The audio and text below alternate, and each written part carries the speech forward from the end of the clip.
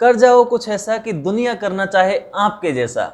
हारने वाले की सलाह, जीतने वाले का तजुर्बा और आपका विवेक, आपका दिमाग, यही है सफलता का राज।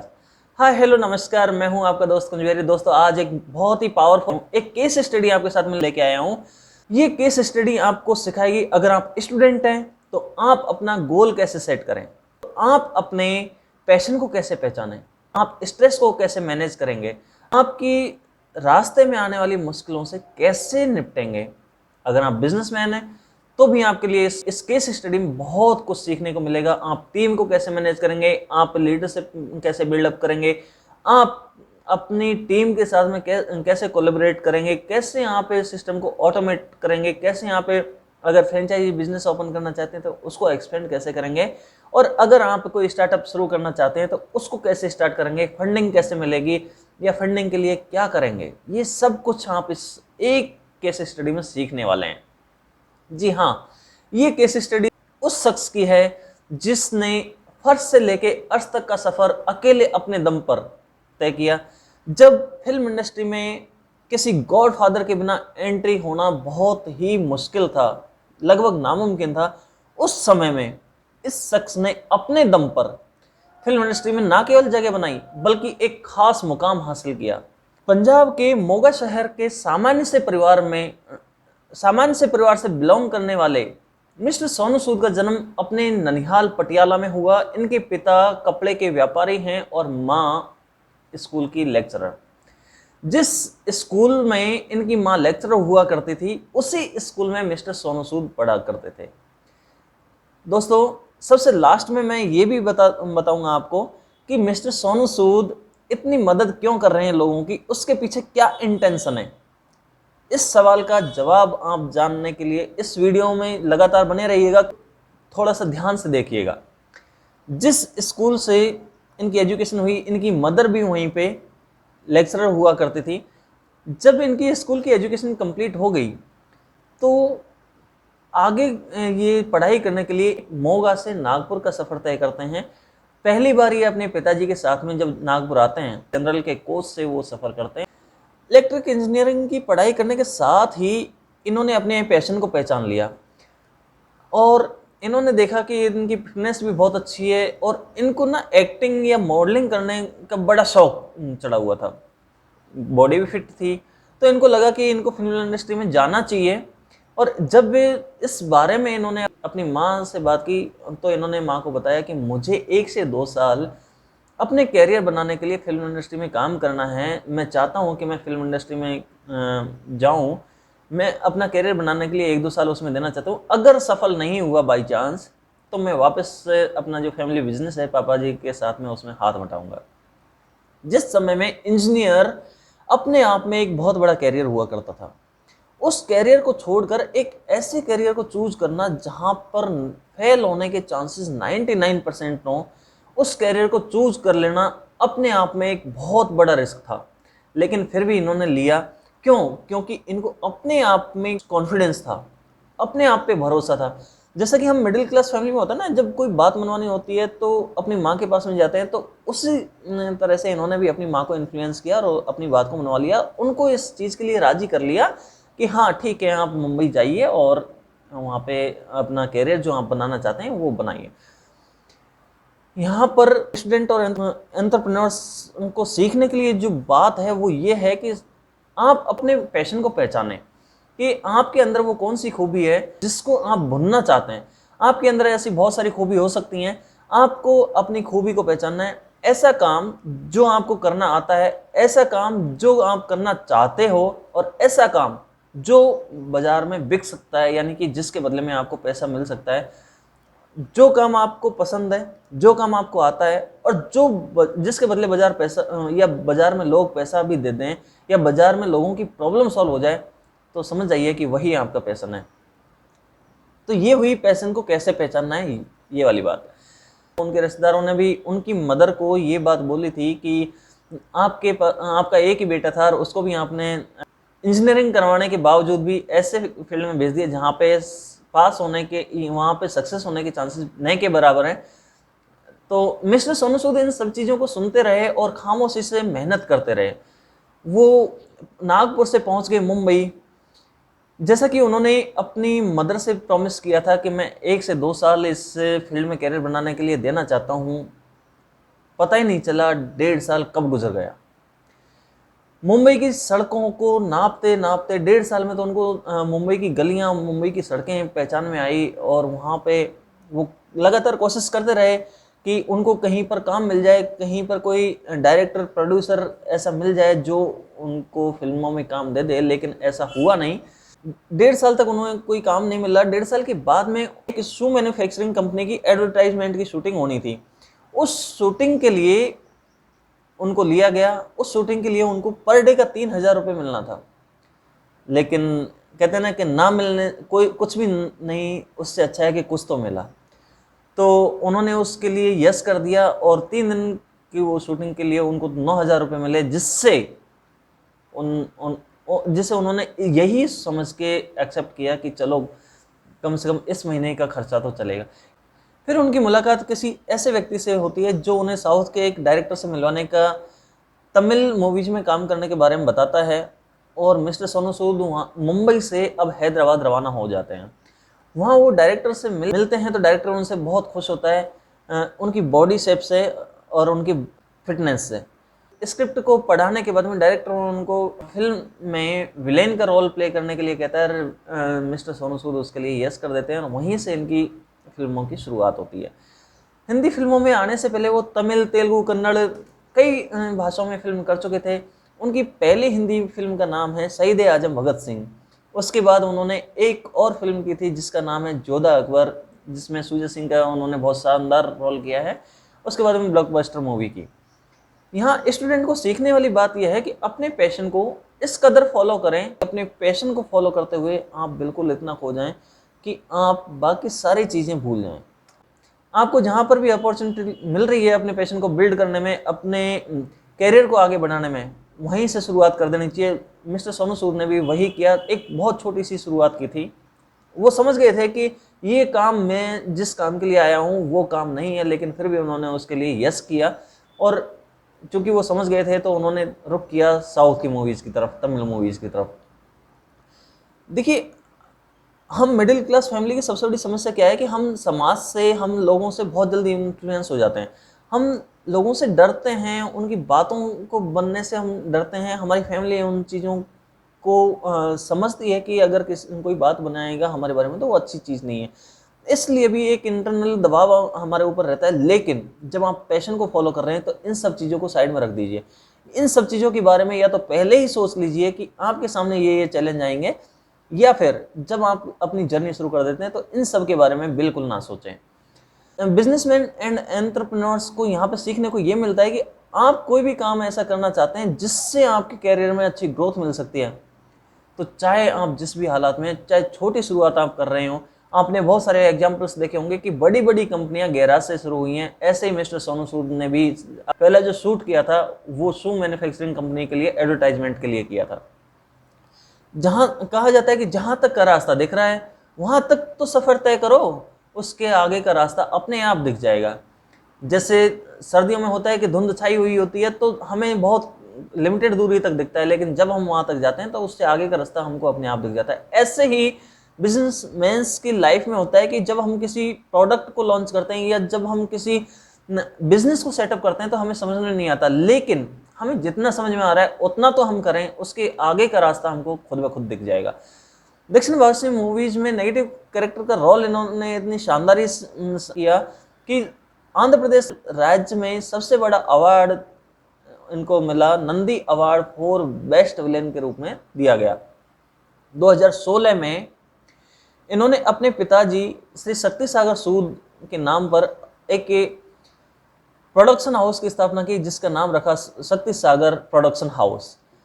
फिर शुरू होती है इनके जीवन की सबसे बड़ी फिल्म, जिसमें स्क्रिप्ट राइटर से लेके डायरेक्टर, प्रोड्यूसर और हीरो, ये सारे रोल वो खुद ही प्ले कर रहे हैं। और इस फिल्म में कोई विलेन नहीं है, जिसका नाम है मसीहा।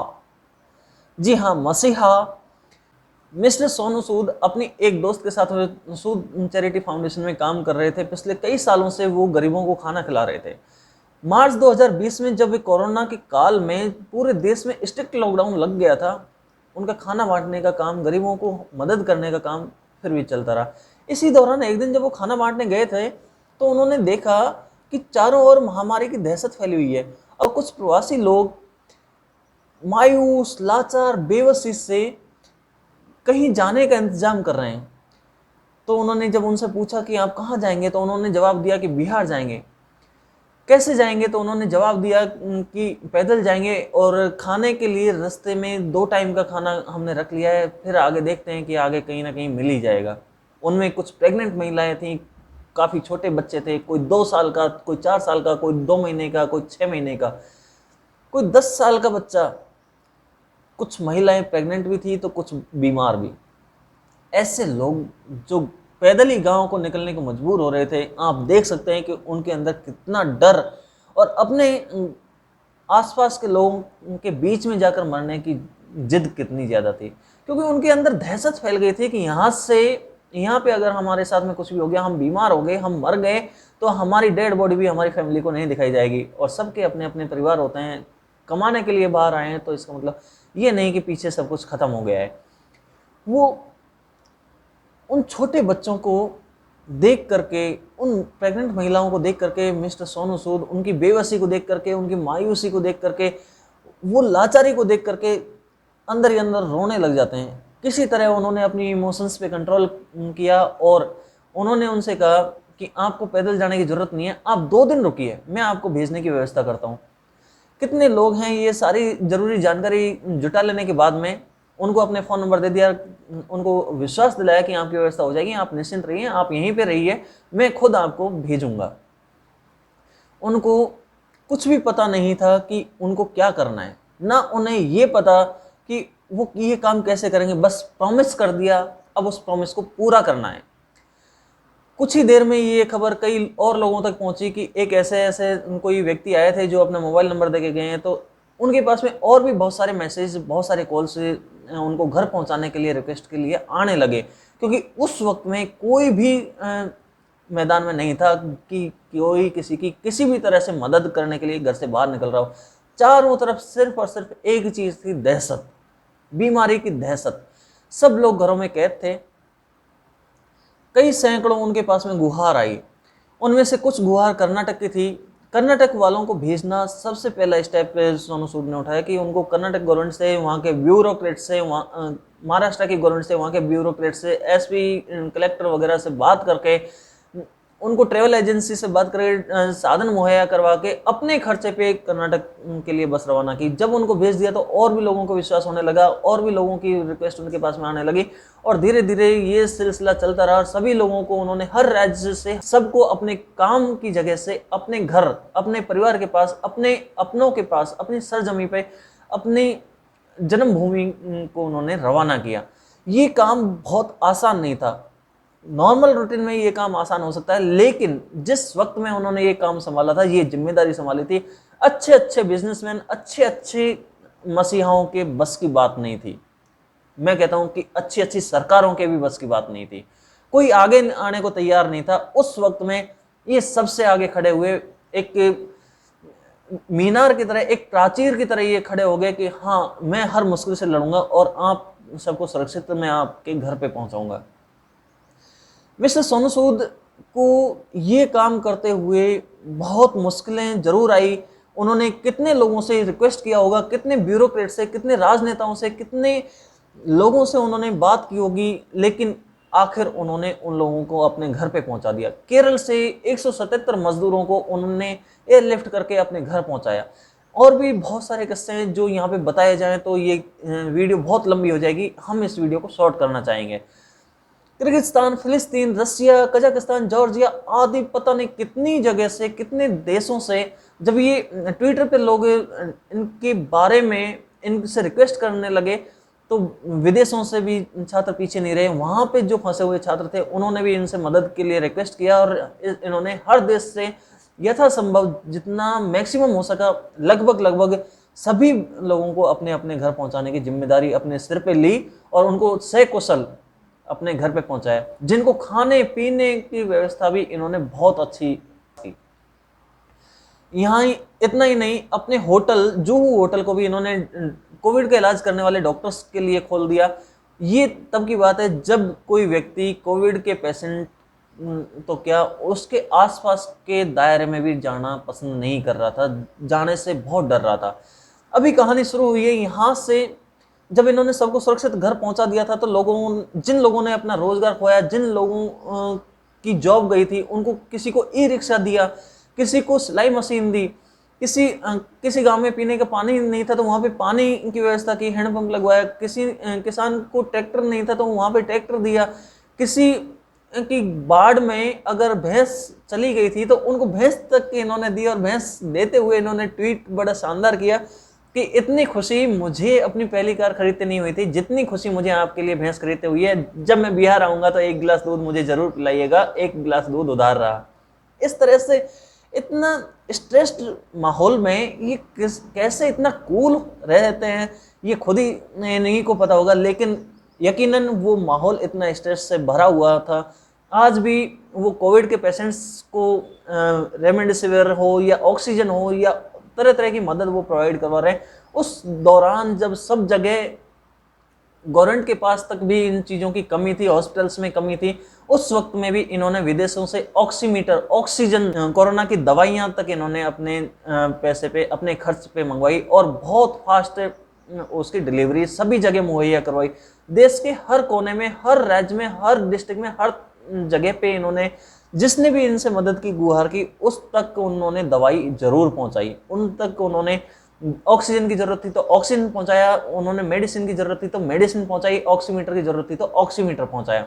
एक बुजुर्ग महिला जो बच्चों को कर्तव्य सिखा रही थी, लड़कियों को लाठी चलाना सिखा रही थी, कला सिखा रही थी, उसके लिए उन्होंने ट्रेनिंग सेंटर खोल दिया। कोई माँ अपने बच्चों के साथ में पिछले महीने भर से फुटपाथ पे इसलिए थी क्योंकि उसको परिवार ने बाहर निकाल दिया था, तो उसको उन्होंने छत प्रदान की। यानी कि ऐसे कितने ही हजारों हमारे पास में एग्जाम्पल हैं जिनका अगर यहाँ पे जिक्र किया जाए तो बहुत लंबी ये वीडियो हो सकती है। चाहे भारती जी का एग्जाम्पल हम ले लें कि जिनको नागपुर से हैदराबाद एम्स में भर्ती करवाया फ्लाइट से, वो राष्ट्रीय स्तर का खिलाड़ी जिसने राइफल की मांग की थी उसको तुरंत ट्वीट करके उन्होंने बड़े कूल जवाब दिया कि आप तैयारी करो मेडल जीतने की, आपके लिए राइफल पहुंच जाएगी। तो इस तरह से चाहे रेडियोग्राफर था, उसका जब वो क्षतिग्रस्त हो गया था शूटिंग के दौरान, एक्सीडेंट में जब वो क्षतिग्रस्त हो गया था, कोई उसकी देखभाल करने वाला नहीं था, उसका भी इलाज मिस्टर सोनू सूद ने करवाया। बहुत सारे डॉक्टर्स की टीम को इन्होंने हायर किया, बहुत सारे डॉक्टर्स को अपने साथ में जोड़ा और जो क्रिटिकल केसेस थे जिनकी रिक्वेस्ट आई थी उनको भी इन्होंने सर्जरी मुहैया करवाई, उनको भी इन्होंने इलाज मुहैया करवाया। ये सब किया अपने दम पे, अपने साथ में टीम को जोड़ करके, अपनी इन हाउस टीम को साथ में लेके, अपने फ्रेंड्स को साथ में लेके, अपने रिलेशंस को इन्होंने जहां जहां भी इनके रिश्ते थे, जहां जहां भी इनके कॉन्टेक्ट्स थे, जहां जहां भी इनके दोस्त थे, उन सबको इन्होंने अपने साथ जोड़ा इस मुहिम में। तो ये सारे काम इन्होंने किए। इस सारी कहानी में बहुत सारे सीक्रेट्स छुपे हुए हैं जिनसे हम बहुत कुछ सीख सकते हैं। अगर आप बिजनेसमैन हैं तो आप सीख सकते हैं कि इतने कम समय में इन्होंने इतनी स्ट्रॉन्ग टीम कैसे बनाई। देखिए यहाँ पे ये ध्यान देने वाली चीज़ है कि इन्होंने इतने कम समय में इतनी स्ट्रॉन्ग टीम कैसे बना ली, इसमें कि सबका मिशन एक था। तो अगर आप बिजनेस में आगे बढ़ना चाहते हैं तो आप एक मिशन तय करिए कि आप अपनी टीम से कौन सा लक्ष्य हासिल करवाना चाहते हैं और सब उस मिशन को हासिल करने पे उनको क्या मिलेगा। तो ऐसा जब आप अपनी टीम में करेंगे तो डेफिनेटली आपकी टीम मोटिवेटेड रहेगी एंड प्रोडक्शन है वो भी बढ़ेगा। साथ के साथ उनका जब आउटपुट बढ़ेगा वो खुद से इंस्पायर रहेंगे, तो ऑफिस में आपके ऑर्गेनाइजेशन में माहौल भी बहुत पॉजिटिव रहेगा। दूसरा, जो जिस काम में टैलेंट रखता है या जिसका जिस काम को करने में इंटरेस्ट है उसको वही काम देने की कोशिश कीजिएगा, उसको वही जिम्मेदारी दीजिएगा और साथ के साथ उनको एक फ्रीडम दीजिएगा ताकि वो कुछ डिसीजंस अपने बेसिस पे ले सकें।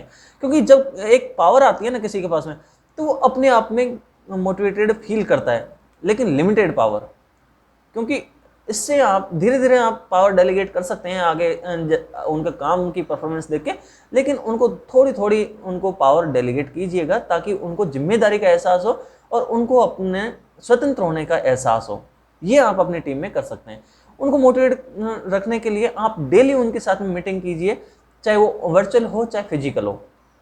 अगर आप टीम लीडर हैं तो ये काम आप जरूर कीजिए और उनको अपनापन इतना दीजिए कि बहुत ज़्यादा आप उनकी परिवार की और उनकी पूरी जिम्मेदारी लीजिए।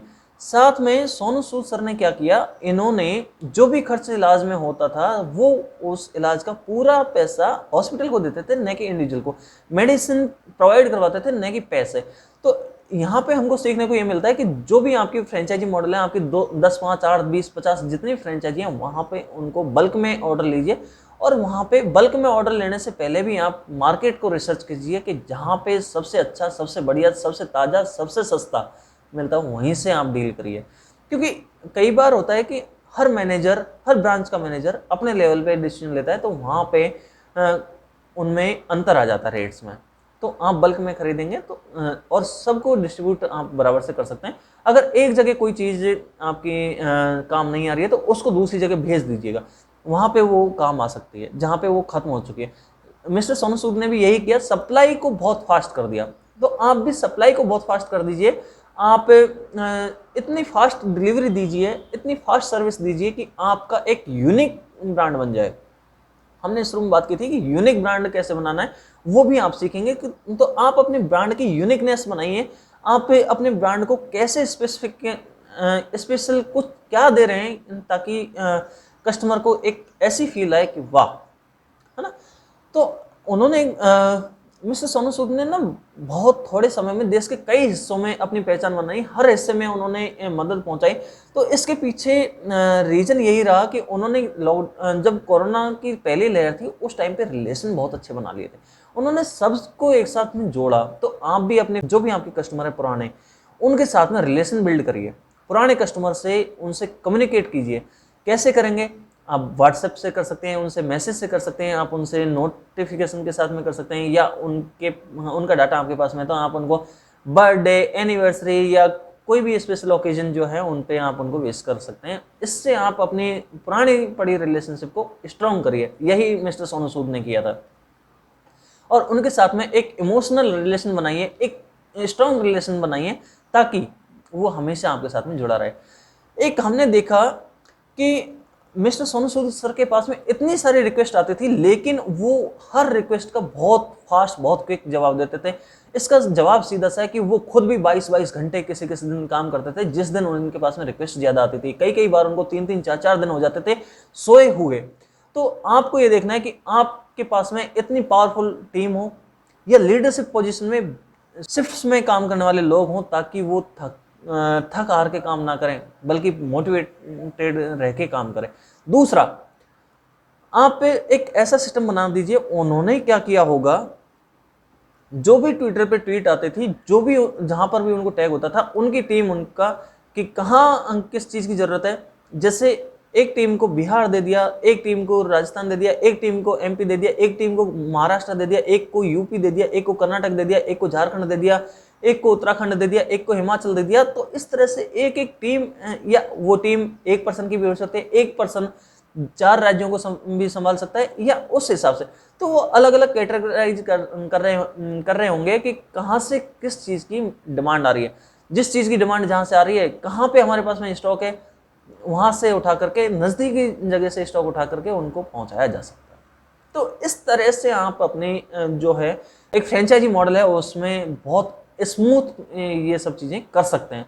आपको देखना है कि किस रीजन में कौन सी चीज़ की डिमांड ज़्यादा रहती है, कौन सी चीज़ की डिमांड कम रहती है, कौन सा नहीं चलता है, इसका भी आपको बहुत ज़्यादा ध्यान होना चाहिए।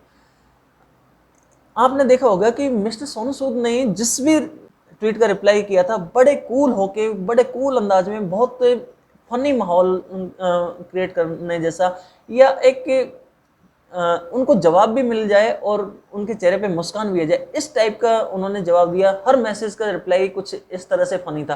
तो आपको भी देखना है कि आप अपने कस्टमर को ऐसा क्या एक्सपीरियंस दें कि उससे आपसे बात करके ही, आपके साथ में कम्युनिकेट करके ही उनके चेहरे पे स्माइल आ जाए। क्योंकि ये एक्सपीरियंस बेशक किसी को याद रहे ना रहे, लेकिन सबकॉन्शियस माइंड उसको, क्योंकि उस टाइम पे माइंड इमोशनल सोचता है, और इमोशनल चीज़ों को सोचता है, वहाँ पे माइंड, सबकॉन्शियस माइंड में वो चीज़ें मेमोरी में स्टोर हो जाती है, तो वहाँ पे रिश्ते गहरे रहते हैं। ब्रांड वैल्यू कैसे क्रिएट करें? देखिए, विलेन सोनू सूद से मसीहा सोनू सूद जब इनकी बनने की बारी आई, तो इनको खुद भी नहीं पता था कि ये इतना बड़ा काम करने जा रहे हैं, क्योंकि ये तो सिर्फ खाना बांटने गए थे। जहां खाना बांटने गए थे वहां ये वादा करके आ गए कि मैं तुमको घर पहुंचाऊंगा, और जब एक बार एक राज्य में लोगों को पहुंचा दिया तो इनके पास में और भी रिक्वेस्ट आने लगी। अब ये अपने प्रॉमिस से पीछे नहीं हट सकते थे और ये खुद ब खुद उसमें आगे बढ़ते गए। इन्होंने बहुत सारे लोगों को अपने घर पहुंचाया, हजारों, यूं कहें कि लाखों लोगों को इन्होंने मदद पहुंचाई, हर तरह से इन्होंने मदद पहुंचाने की कोशिश की, हर इंसान का, हर भारतीय का दिल इन्होंने जीता। लेकिन क्या ये सब जरूरी था? ये चाहते तो ये आराम से बाकी सेलिब्रिटीज की तरह फिल्म इंडस्ट्री के जितने भी दिग्गज हैं, जितने भी बाकी सेलिब्रिटीज हैं, वो जैसे एसी में बैठे हैं अपने फैमिली के साथ में वीडियो डाल रहे हैं, पोस्ट डाल रहे हैं, उस तरह से ये भी घर में बैठ के ये सारे काम कर सकते थे। लेकिन नहीं, इन्होंने जिम्मेदारी उठाई और जिम्मेदारी के साथ में उसको निभाया भी। तो आज देश ने इनको उसका जवाब भी दिया है। आज देश के अंदर सबसे ज़्यादा ब्रांड वैल्यू अगर किसी की है तो वो इनकी है। सबसे ज़्यादा इन्फ्लुएंसर कैपेबिलिटी अगर किसी की है तो वो मिस्टर सोनू सूद की है। आज देश में हर ब्रांड अगर किसी को अपना एम्बेसडर बनाना चाहता है तो वो है मिस्टर सोनू सूद। क्यों? क्योंकि इन्होंने अपने आप का ब्रांड बिल्ड किया है। तो आपको भी देखना है कि जब मार्केट में मायूसी छाई हो या चारों तरफ एक निराशा का माहौल हो, उस माहौल में आप क्या दे सकते हैं, अपने कस्टमर को क्या एक्सपीरियंस करा सकते हैं कि वो आपके साथ में जुड़े। ऐसा कुछ एक्सपीरियंस जो आपको हमेशा हमेशा के लिए वो आपके साथ में कनेक्ट हो जाए, तो उससे आपकी ब्रांड वैल्यू हमेशा बढ़ेगी या आप उनका विश्वास जीत ले। ऐसा कुछ, अगर आप छोटे व्यापारी हैं तो भी आप घबराइए मत। आप कुछ ऐसा करिए, आप किसी जिस भी एरिया में आप अपना बिजनेस चला रहे हैं, उस एरिया में जो कोई स्कूल है उसमें ये घोषणा करवा दीजिए कि अगर कोई बच्चा इतने से ज़्यादा परसेंटेज बनाता है तो मैं उसको ये चीज़ गिफ्ट करूँगा। First prize, second prize, third prize. जब 15 अगस्त 26 जनवरी को वहाँ पे प्रोग्राम होता है तो बहुत सारी गैदरिंग होती है, या सार्वजनिक समारोह में बहुत सारी गैदरिंग होती है, वहाँ पे आप स्पॉन्सरशिप का मौका ले सकते हैं। या इस तरह की छोटी छोटी चीज़ें होती हैं जिनको हम इग्नोर कर जाते हैं, लेकिन ये छोटी छोटी चीज़ें ही बहुत बड़ा इम्पैक्ट डालती हैं। वो छोटी चीज़ थी कि वो वहाँ पे गए और उन्होंने उनका हाल देखा और उनसे उन्होंने पूछ लिया, और जब उन्होंने उनसे हाल पूछा और उनका दर्द सुना, उनके बेबसी देखी, उनकी मायूसी देखी, उनकी लाचारी देखी, तो ये अंदर ही अंदर रो पड़े और उसी पल डिसीजन ले लिया कि मैं किसी को इस तरह से बेबस होते हुए पैदल घर नहीं जाने दूंगा। सबको अपने व्हीकल से, सबको गाड़ियों से, किसी भी तरह मैं उनको ट्रांसपोर्टेशन प्रोवाइड करवाऊंगा और उनको घर पहुंचाऊंगा अपने फैमिली के पास में। तो शुरुआत बहुत छोटे से होती है। इनका फिल्म इंडस्ट्री का कैरियर भी इसी तरह से शुरू हुआ था। एक शू मैन्युफैक्चरिंग कंपनी जिसका एड शूट हो रहा था, वहां से इन्होंने शुरुआत की थी। बहुत जल्दी ये समझ गए थे कि ये वो करियर नहीं है जो जिसके लिए मैं आया हूँ, और वहीं से इन्होंने स्विच किया था। हैदराबाद में जाकर के इन्होंने अपने करियर की शुरुआत की। तो आप भी अपने बिजनेस में देखिए कि ऐसा क्या है जिसको इम्प्रूव किया जा सकता है, या ऐसा क्या है जिसको अचीव किया जा सकता है। वहां तक का आप सफलता कीजिए, वहां से आगे का रास्ता अपने आप आपको दिख जाएगा। मिस्टर सोनू सूद के पास में इतना सारा पैसा कहाँ से आया? देखिए, मिस्टर सोनू सूद जब ये मदद कर रहे थे, अपने दम पे ये सुविधा मुहैया करवा रहे थे, उनको सुविधाएं दे रहे थे, उनको घर भेज रहे थे फ्री ऑफ कॉस्ट, किसी से एक पैसा ये नहीं ले रहे थे, सब अपने दम पे कर रहे थे, अपने जेब से पैसे खर्च करके कर रहे थे, सबकी मदद कर रहे थे। लेकिन उनके पास में लिमिटेड मनी थी, बहुत ज़्यादा इनके पास में मनी नहीं थी, लेकिन सारा पैसा जो भी इनके पास में जमा पूंजी थी वो सारा उन्होंने लोगों की मदद में खर्च कर दिया। अब उनके पास में कोई पैसा नहीं रहा तो उन्होंने दोस्तों से उधार लिया, अपने मिलने वालों से उधार लिया, जिससे भी ये ले सकते थे उन सब से उधार लिया। वहां से भी अगर काम नहीं चला, जब वहां से भी सब ये ले चुके थे, उसके बाद में इन्होंने अपनी प्रॉपर्टीज गिरवी रखना शुरू कर दिया। अब तक सोनू सूद बहुत बड़े ब्रांड बन चुके थे, तो इनको बहुत सारे लोग ऐसे भी मिले जो इनको काम से खुश होकर के इनको फंड देने लगे, लेकिन वो फंड बहुत थोड़ा था, उससे फिर भी काम नहीं चल रहा था। तो इन्होंने एक के बाद एक प्रॉपर्टी को गिरवी रखा और 6 प्रॉपर्टी को गिरवी रख के इनके पास में कुल 10 करोड़ रुपए इकट्ठा हुए। उस 10 करोड़ रुपए को भी इन्होंने लोगों की सहायता के लिए खर्च कर दिया। अभी भी बहुत सारे लोगों की मदद करनी थी, अभी भी बहुत सारे लोगों को मदद पहुंचानी थी, बहुत तरह से लोगों को मदद करनी थी। फिर इनके पास में बहुत सारे ब्रांड्स इनके पास में आए। शाओमी आया, शाओमी ने उनको बच्चों को मोबाइल प्रोवाइड करवाने के लिए हेल्प हुई।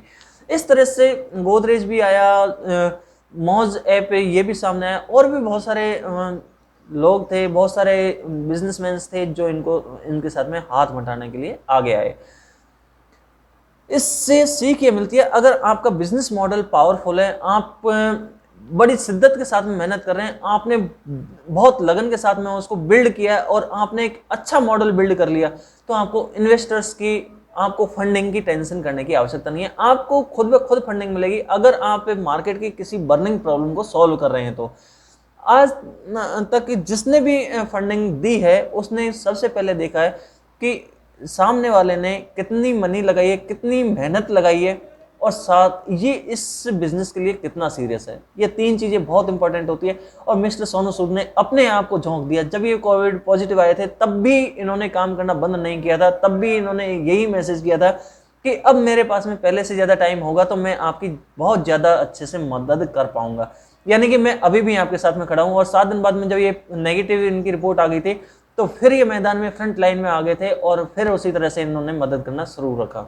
यहाँ पे एक चीज और हमको सीखने को मिलती है कि क्रॉस प्रमोशन, जैसे शाओमी आया था, शाओमी ने बच्चों को मोबाइल देने के लिए इनकी हेल्प की थी, तो इनको भी उससे मदद मिली। और शाओमी जब इनके साथ में जुड़ा था, शाओमी की ब्रांड प्रमोशन अपने आप हो गई थी। ऐसे ही आपको अपने बिजनेस में देखना है कि आपको अपने बिजनेस में किस तरह से क्रॉस प्रमोशन करना है। जैसे स्पाइस जेट जो थी, उन्होंने इनको ट्रेवलिंग में भी बहुत सारी मदद की, और उन्होंने अपने फ्लाइट के ऊपर, अपनी फ्लाइट बस के ऊपर, एयर बस के ऊपर मिसेस सोनू सूद की बड़ी सी फोटो बनवा करके a salute to the saviour Sonu Sood ये लिखवाया। ये टैगलाइन जो लिखवाई थी उन्होंने बहुत शानदार। स्पाइस एयरलाइन ने जो उनको इज्जत दी, जो उनको सम्मान दिया, उससे ना केवल मिस्टर सोनू सूद को सम्मान मिला बल्कि उनकी खुद की भी ब्रांडिंग हुई, क्योंकि हर न्यूज चैनल ने उनको कवर किया। कहने का मतलब यह है कि इस तरह से क्रॉस प्रमोशन करके भी जो भी रब ऑफ इफेक्ट आप ले सकते हैं उसका आपको बेनिफिट लेना चाहिए। अब सबसे आखिरी सवाल कि मिस्टर सोनू सूद ये काम कर क्यों रहे हैं। जैसा कि मैंने बताया कि मिस्टर सोनू सूद की मदर लेक्चरर हैं और इनकी स्कूली एजुकेशन उन्हीं के अंडर में हुई है। इनका अपनी मदर के साथ में बहुत क्लोज रिलेशन रहा है। तो एक चीज आप देखिएगा कि जो सिद्धांतवादी व्यक्ति हो, ऊपर से मदर हो, तीसरा वो टीचर हो, जिसका इतना कंट्रोल अपने बच्चे पे रहेगा, वो इंसान क्या सीखेगा। और जिसके घर में वो सारे सिद्धांत फॉलो होते हों, चाहे वो लंगर चलाना हो, चाहे वो लोगों की मदद करना हो, और चाहे वो इंसानियत के रूप में हो।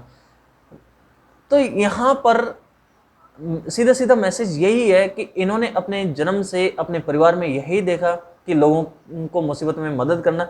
और इनकी माँ इनको एक बात बताती थी कि जिनकी मदद कर सकते हो उनकी मदद जरूर करनी चाहिए, और जब एक बार मदद के लिए हाथ बढ़ा दो तो हर संभव मदद करनी चाहिए। तो यही निभाया सोनू सूद ने। वो कुछ लोगों की मदद करने के लिए उन्होंने हाथ बढ़ाया था, और लोगों की जब उम्मीद उनसे बढ़ी तो उन्होंने आगे से आगे अपना सब कुछ उसके लिए निसार कर दिया। अब ये इतना बड़ा ब्रांड बन चुके थे कि उनकी इस मुहिम से खुश होकर के यूएनडीपी ने उनको SDG special humanitarian action award प्रदान किया। फोर्ब्स ने उन्हें कोविड-19 का हीरो कहा, और भी बहुत सारे अवार्ड इनको मिले, बहुत सारी प्रसिद्धि इन्होंने इस दौरान पाई। जब यूएनडीपी ने, फोर्ब्स ने इनको इतना ज़्यादा सम्मान दिया, स्पाइस जेट ने इनको इतना सम्मान दिया, और देश के लोगों ने इनको भगवान समझ करके इनके मंदिर तक बनवाना शुरू कर दिया और उनको दूध से नहलाना शुरू कर दिया। यानी कि इस देश में हर इंसान जो उनके काम आता है उसका एहसानमंद रहता है। लेकिन हम चाहते हैं कि भारत सरकार से हम निवेदन करते हैं कि इनको भारत रत्न सम्मान से सम्मानित किया जाए। इस केस स्टडी से हमने क्या सीखा, कौन सी वो खास बात है जो हमने सीखी और जो आप अपनी लाइफ में इम्प्लीमेंट करने वाले हैं, उस बात को कमेंट सेक्शन में जरूर बताइएगा। वीडियो को एंड तक देखने के लिए, लाइक करने के लिए, दोस्तों के साथ में शेयर करने के लिए, चैनल को सब्सक्राइब करने के लिए और बेल आइकन का बटन हिट करने के लिए आपका दिल की गहराइयों से बहुत बहुत धन्यवाद।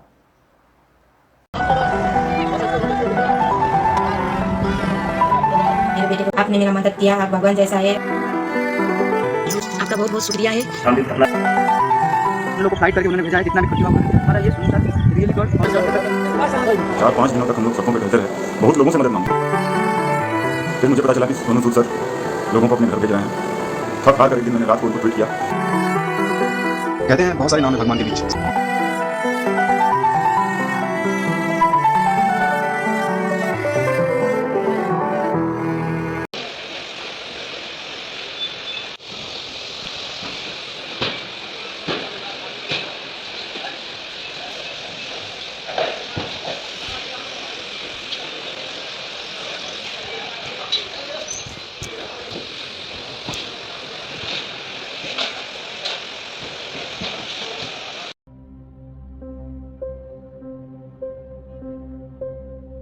इनका बहुत बहुत धन्यवाद करता हूँ।